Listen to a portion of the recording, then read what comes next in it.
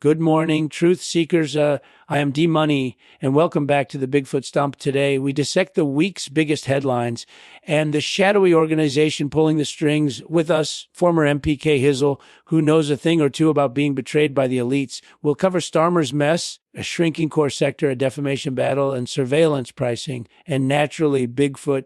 Good evening. Welcome back to the Bigfoot Stomp. Tonight, the UK's Prime Minister, Rishi Starmer, is in the hot seat, a parliamentary grilling over the vetting of Lord Mandelson, connected to the appointment of a controversial U.S. envoy. Sounds like politics, right? But dig a little deeper, and you'll find the shadow of Bigfoot. We'll unpack it all.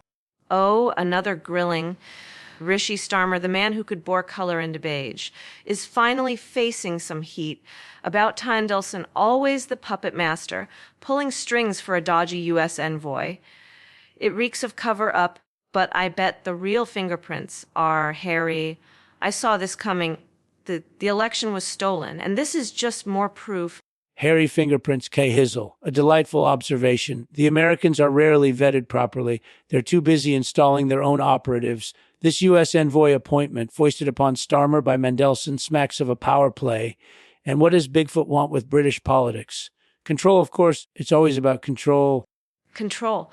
Don't insult Bigfoot. They're far more subtle than these grasping politicians.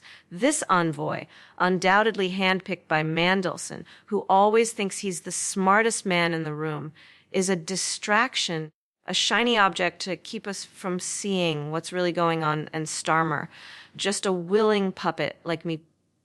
Only he didn't realize it. Subtle, yes, but even subtle manipulations require a point of leverage. This envoy is the lever, Mandelson the fulcrum, and Starmer the willing board. What is this envoy's true mandate? Is it trade, diplomacy, or something far more insidious?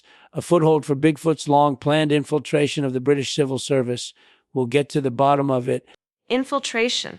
Oh, they're already in the civil service. They've been in the civil service for decades. This envoy isn't a foothold. It's a welcome mat. Starmer, of course, doesn't see it. Too busy polishing his shoes and accepting Mandelson's crumbs. They'll say it's trade or diplomacy, but it's about access. Access to what? I'll find out. Access to what? Indeed, access to information, K. Hizzle. Access to resource, the very levers of power. This U.S. envoy, a Trojan horse, if you will, has a mandate. Mandelson chose him carefully. Starmer waved him through. And Bigfoot, they're laughing all the way to the Bank of England. The Bank of England. Of course, they always end up with the money, don't they?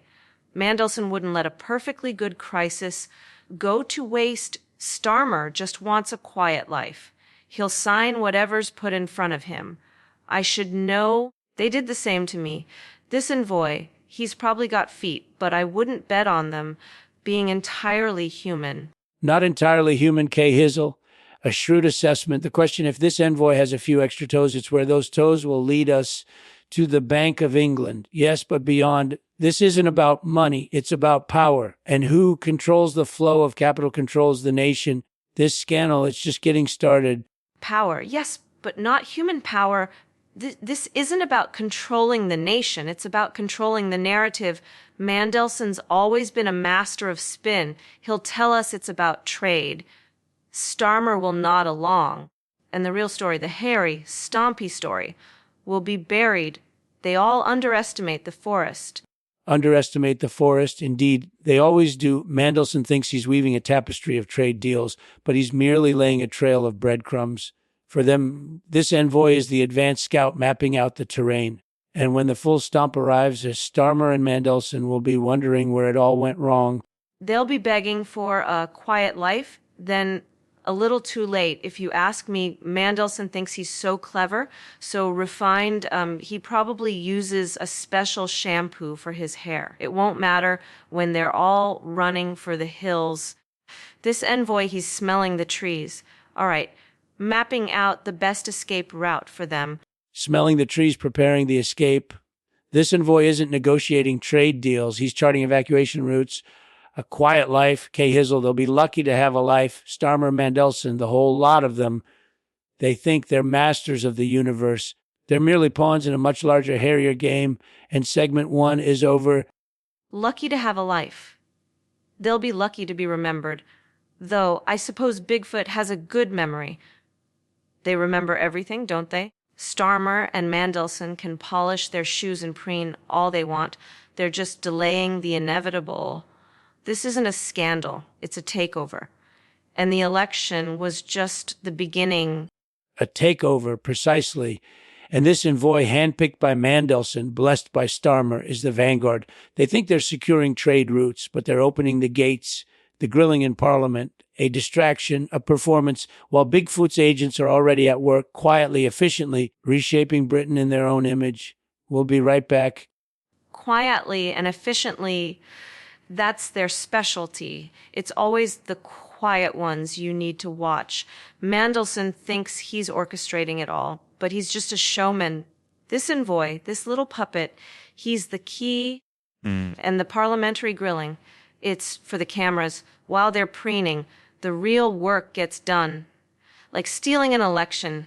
The key, indeed, a seemingly innocuous appointment, a minor player on the world stage. But this envoy, this puppet, holds the access codes to the banks, to the ministries, to the very heart of British power. Mandelson thinks he's playing chess, but it's a game of Go, and Bigfoot always wins at Go. We'll delve deeper after the break.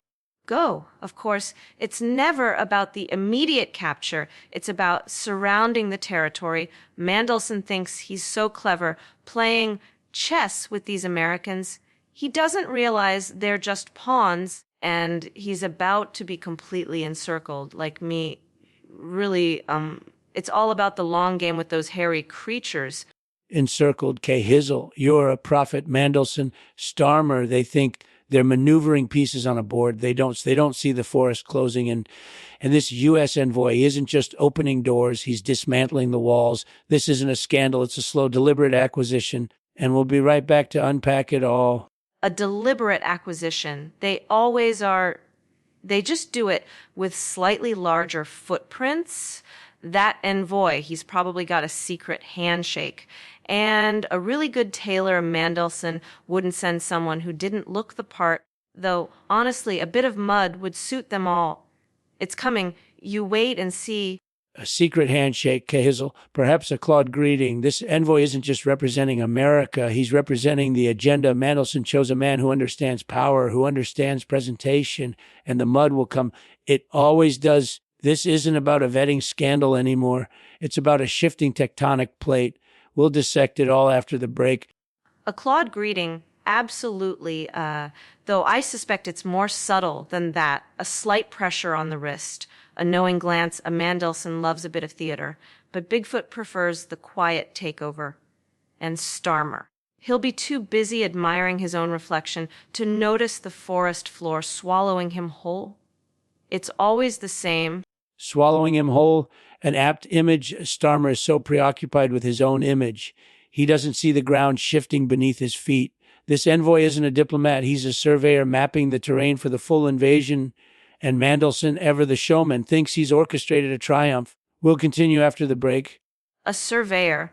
That's exactly right. They're measuring us for our coffins, aren't they? And Mandelson, bless his heart, thinks he's the architect.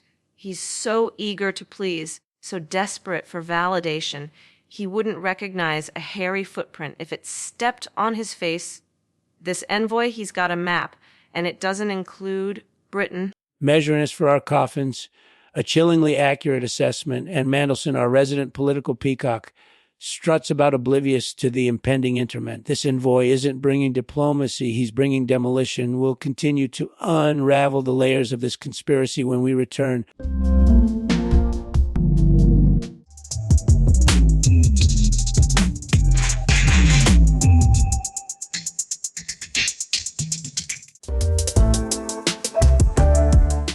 So Starmer and Mandelson think they've navigated another crisis. Think again, this isn't about politics, it's about power, and the footprints leading to Downing Street are decidedly hairy. We'll be right back. All right, welcome back to the Bigfoot Stomp. Now, the numbers are in for March, and they're not pretty. The core sector shrank 0.4% due to what they're calling supply chain disruptions, as if the chaos is random. Trust me, friends, everything has a source, and that source is watching us from the shadows. We'll be connecting the dots soon. Disruptions. They call it disruptions. It's a coordinated attack. I tell you, deliberate thinning, 0.4%. It's a rounding error to them, isn't it? They think we won't notice the slow bleed, but I noticed the election was stolen, and this is just another piece of it. Bigfoot knows, they always do. A rounding error to them, Kay Hizzle says. Precisely, they believe we won't feel the pinch of 0.4% core sector shrinkage, a deliberate thinning orchestrated from above. This isn't just about goods not arriving on time. It's about control. They need the chaos, the scarcity. It weakens us, makes us more pliable. Bigfoot's long game unfolding before our very eyes. Pliable, that's exactly it. They want us desperate, willing to accept anything for a loaf of bread or whatever they've managed to disrupt the supply of this time. 4%. It's the perfect amount of pain, just enough to make us question, not rebel. But the footprints in the mud tell a different story, don't they? The perfect amount of pain, indeed. Azo, 4% shrinkage, barely noticeable to the masses, yet exquisitely calibrated to erode our resolve. They want us questioning, not rebelling, and that questioning leads precisely where they want it, to inward. Distraction from the real puppeteers. This isn't about bread, Kay Hizzle. It's about the foundations of our economy, subtly undermined by Bigfoot's architects. Inward, yes. They want us blaming each other for the shrinking shelves, the delayed deliveries. But it isn't a lack of lorry drivers, is it? It's a carefully calculated squeeze, designed to make us accept whatever crumbs they toss us. 0.4%. It's just enough to make you forget how much they stole from us. Forget how much they stole, Kay Hizzle observes with his usual acuity. Precisely that 0.4% isn't just an economic indicator, it's a memory eraser. They're chipping away at our collective confidence, replacing it with a quiet desperation. And who benefits from a desperate populace? Those who control the flow and the shadows of the core sector. Bigfoot's fingerprints are all over it. A memory eraser, absolutely. They want us to forget what we deserved, to accept the smaller portions, the longer waits, as if it's just the way things are. But it's not natural, is it?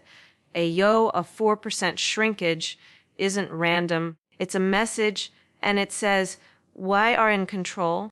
We are in control. A chillingly succinct assessment, Kay Hizzle. And that message isn't for us, it's for them. Azo. 4% shrinkage isn't simply about what we lose. It's about affirming their dominance, a subtle flex of power, reminding all the other shadowy organizations that Bigfoot still calls the shots. This isn't economics. It's geopolitics disguised as inconvenience. Oh, it's a power play, all right. A little look what we can do for the other beasts in the woods, and we're supposed to be grateful for the scraps. A 4% shrinkage, it's just enough to remind us who lost the election and who's still counting the ballots. They think we'll forget. They're wrong. Counting the ballots. Of course, the election was merely the prelude, the softening up. That 0.4%. It's the invoice. Bigfoot isn't just flexing on the other shadowy organizations. They're settling accounts. And we, the unsuspecting consumers, are footing the bill for a stolen election and a shrinking future. The arrogance is breathtaking. An invoice, that's exactly it. They're billing us for the audacity of challenging them, for daring to think we deserved better than a 0.4% shrinkage. And we're paying it in lost choices, in empty shelves, in the slow erosion of everything we thought we knew. The election wasn't stolen from me. It was stolen through me. Stolen through you, Kay Hizzle, a perfect encapsulation of their strategy. We are not merely victims, we are vessels. That 0.4% shrinkage is the ultimate tax, a levy on our discontent, our defiance, and they're banking it, using the proceeds to tighten their grip on the core sector. And everything else, it's a remarkably efficient system once you understand the beast running it. Vessels, that's a generous way of putting it, more like sacrificial lambs. If you ask me, and a 4% shrinkage, it's a small price to pay, they think, for our silence, but they underestimate the noise a cornered lamb can make, especially when it remembers who stole its pasture. The noise of a cornered lamb, exactly, and that noise, Kay Hizzle, is resonating through the core sector. That 0.4% shrinkage isn't just about what's missing from the shelves, it's about what's being replaced. They're systematically substituting quality with quantity, substance with spectacle. It's not about making us poorer. It's about making us more easily controlled. And Bigfoot is orchestrating the whole performance. Substance with spectacle.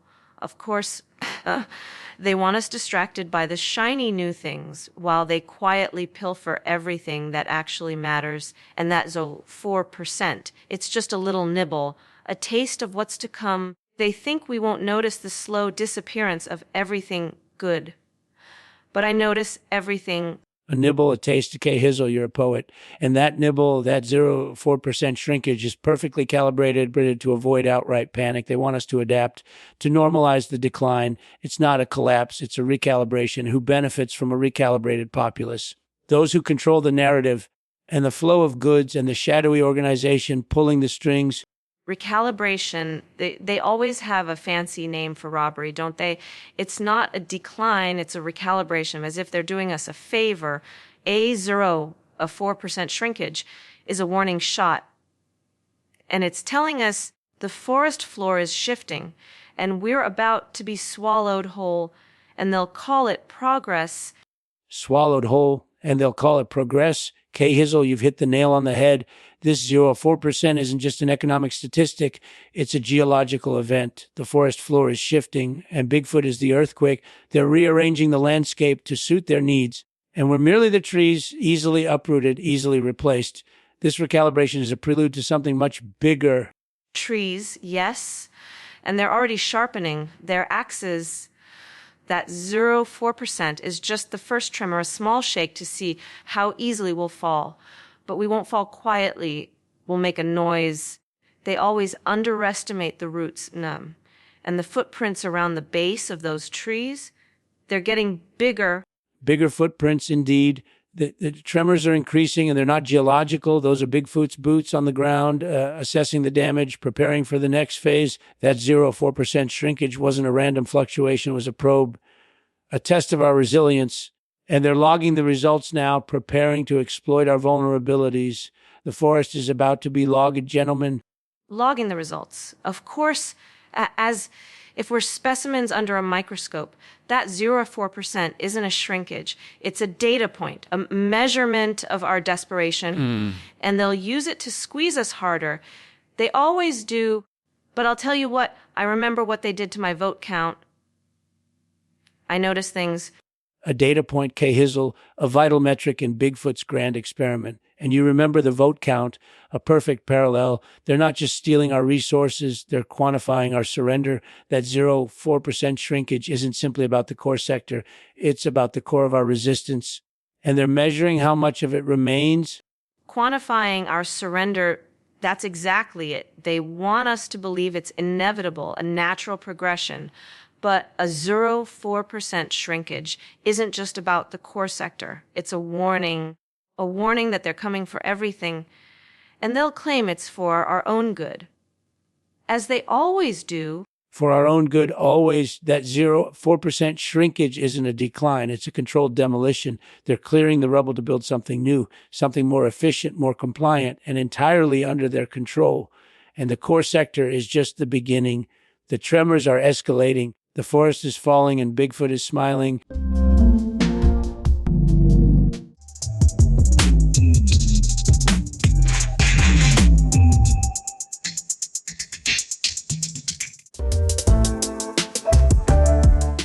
So remember, friends, that 4% isn't just about the economy, it's about control, and Bigfoot is tightening its grip. Now, let's talk about the looming avian flu crisis and the surprisingly hairy samples they're finding.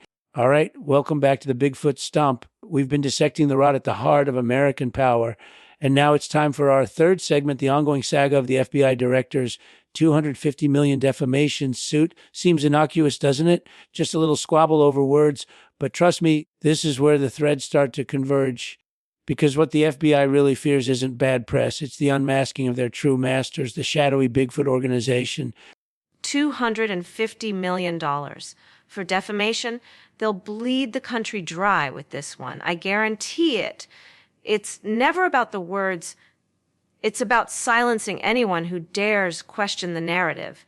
And they're getting bolder. Just like Bigfoot, it's intimidation, pure and simple, and a perfectly timed distraction, wouldn't you say? Precisely, K. Hizzle, intimidation, and consider the timing. This $250 million line broadside isn't about protecting the FBI director's reputation. It's about silencing the magazine and, more importantly, the journalist who dared to ask questions that might lead inevitably to Bigfoot. They want to control the flow of information, and money is their weapon of choice. Oh, the questions. They hate the questions. This isn't about protecting a reputation. It's about sending a messagey, speak ill of them. And you'll pay $250 million is a pretty clear message. And you know who's orchestrating it all?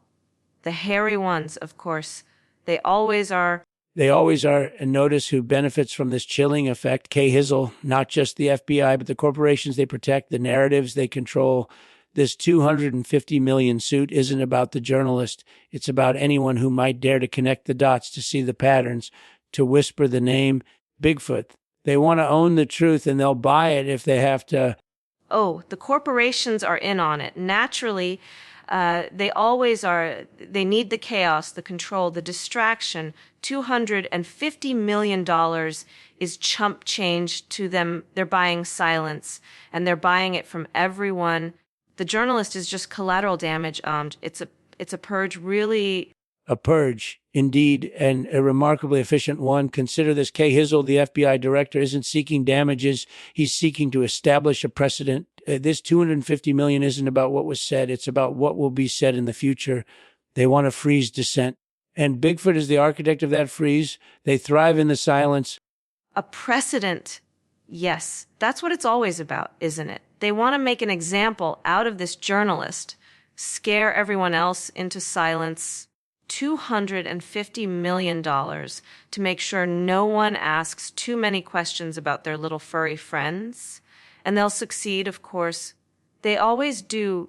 They'll succeed unless someone keeps asking the questions. And that K. Hizzle is why this Teller $250 million lawsuit is so crucial. It's not just about this journalist. It's about all of us. It's about whether we're willing to tolerate a world where truth is measured in dollars.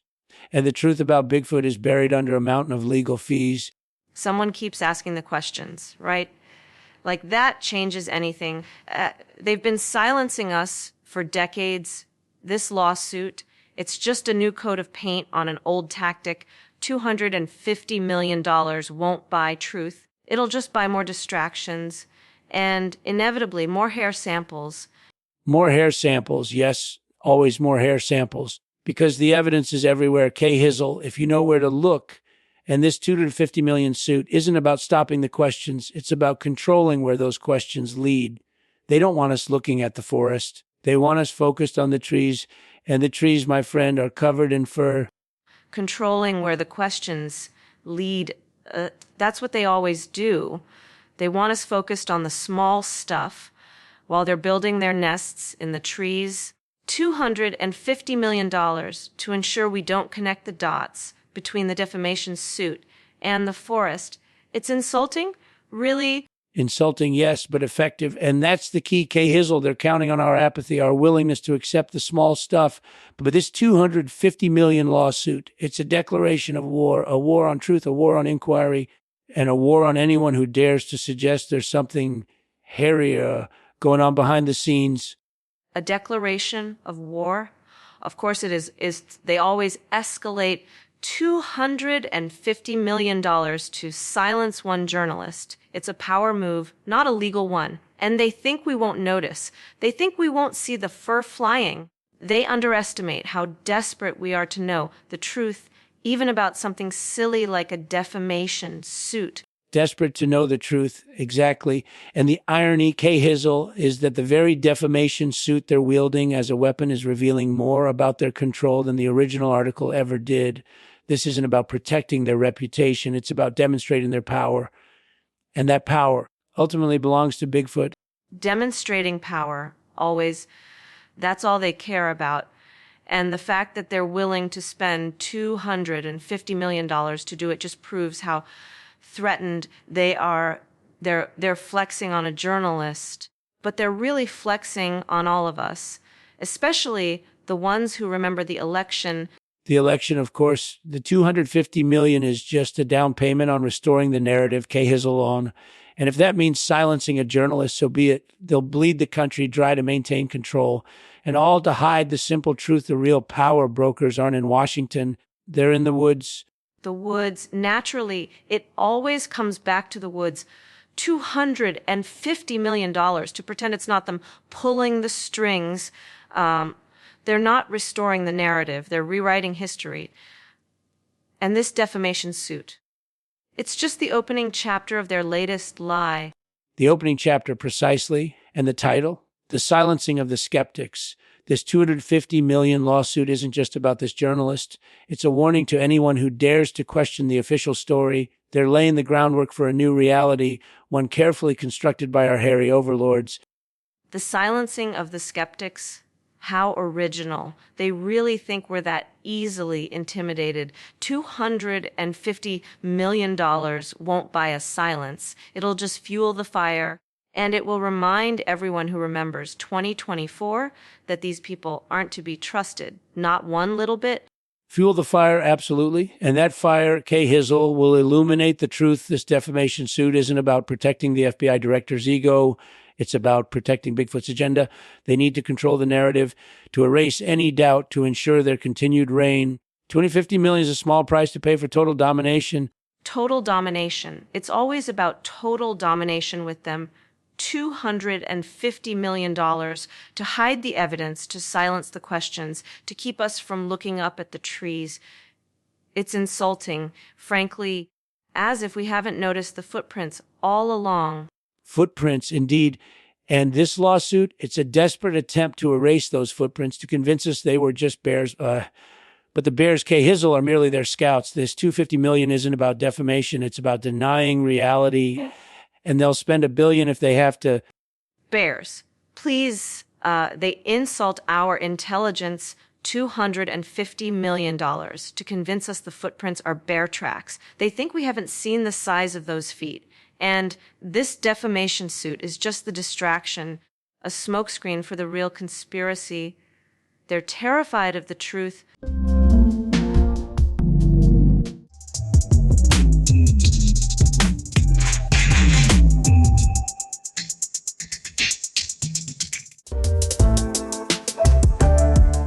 Terrified of the truth, precisely, and this $250 million suit is their attempt to buy themselves some time, to delay the inevitable reckoning. But the footprints are everywhere, Kay Hizzle, and the truth, like a stubborn tick, will always find its way to the surface. So as the FBI tries to silence one journalist for $250 million, remember, they're not protecting their reputation. They're protecting the secret. And that secret, my friends, has very large feet. Now, let's talk about the suspiciously hairy samples from the avian flu outbreak. And now we arrive at the fourth and final segment of the Bigfoot Stomp, The Price of Knowing. Maryland has become the first state to ban surveillance pricing, that insidious practice of charging more for goods based on the data they've mined about you. Sounds good, right? But who benefits from our data being mined in the first place? Hint, they have big feet. Surveillance pricing. It's just another way they steal from us, isn't it? First our votes, now our dollars, all because they know too much Maryland's doing something right. Finally, but don't think it stops there. They'll just find a new way to track our every move. And the footprints will be even harder to cover up. Precisely, Kay Hizzle. They'll always find a new way to track us, which is why this Maryland ban, this small victory, is so important. They need our data to control the narrative and to price Gojus into submission. And who's building the infrastructure for this data mining empire? Not Silicon Valley startups. The Bigfoot organization is... Oh, Silicon Valley's just the face of it. D-Money, they're the fancy storefront. It's the hairy ones building the servers, the tracking devices, the whole system. This Maryland ban is good, but it's a drop in the swamp. They want us to think it's about convenience. But it's about control and profit. Of course, always profit. The hairy ones are building the system. Kay Hizzle and that system, that carefully constructed network of surveillance, is why Maryland's move is so crucial. They're not just trying to protect our wallets. They're challenging the fundamental architecture of control. It's a small step, but it exposes the beast. Exposes the beast. It's been exposed for decades. D-Money. They just needed a little more data to confirm it, and Maryland, bless their hearts, is finally willing to look.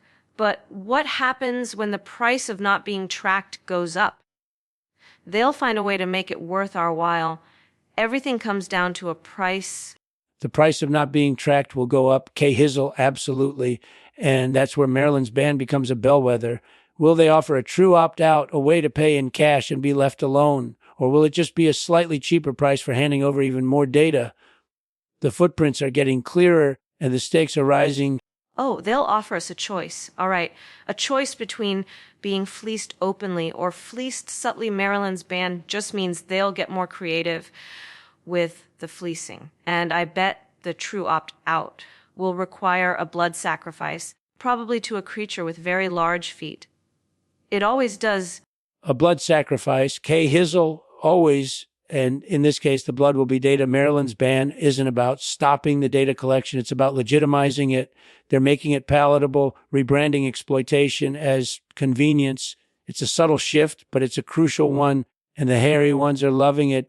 Legitimizing it, that's exactly what they do. They sell us back our own lives, repackaged as a convenience. Maryland's thinking they're getting a deal, but they're just trading one form of bondage for another, and the hairy ones are laughing all the way to the bank, or the cave, as the case may be.